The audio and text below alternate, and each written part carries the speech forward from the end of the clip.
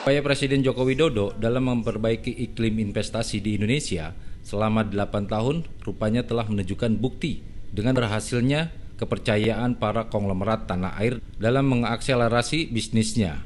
Direktur Avare Investama, Teguh Hidayat, membenarkan bahwa iklim investasi akan membuat konglomerat merasa lebih nyaman untuk berinvestasi. Pasca resesi 2020 karena pandemi, pemerintah telah bekerja keras dan hasilnya iklim investasi menjadi lebih baik.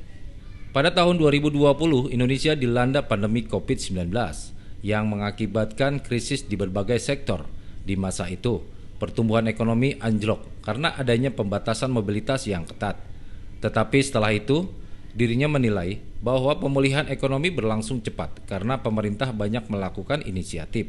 Di lain hal, penerbitan Undang-Undang Cipta Kerja ternyata cukup memberikan angin segar bagi iklim investasi karena pengusaha mendapatkan kepastian dalam menanamkan uangnya di Indonesia.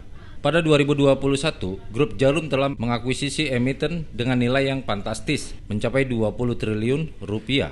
Jarum mengakuisisi PT Supra Boga Lestari (TBK), pengelola Rans Market senilai 2,03 triliun melalui perusahaan elektroniknya, PT Global Digital Nuaga atau Blibli. Kemudian di tahun yang sama, entitas Grup Jarum yakni PT Profesional Telekomunikasi Indonesia atau Protelindo juga mengakuisisi PT Solusi Tunas Prima (TBK) senilai 16,74 triliun rupiah pada 2022. Grup Jarum mengaku siap untuk mengantarkan Blibli dan juga siap untuk melakukan penawaran perdana saham Bursa Efek Indonesia. Wakil Ketua Umum Bidang Perindustrian Kamar Dagang dan Industri atau Kadin Indonesia, Bobby Gopur Umar menilai investasi di Indonesia sudah membaik. Hal ini dilihat dari regulasi yang bisa mendukung penerapan investasi seperti Omnibus Law. Kadin Indonesia menilai bahwa iklim investasi di Indonesia sudah semakin menarik.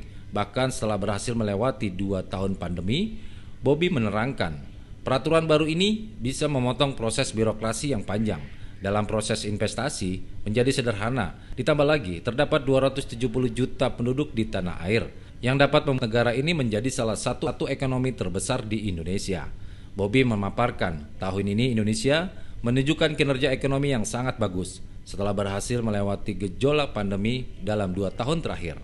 Kadin melihat bahwa berdasarkan semua angka ekonomi, Indonesia masih menjadi salah satu pemasok di dunia, apalagi Indonesia memiliki sumber daya alam yang melimpah.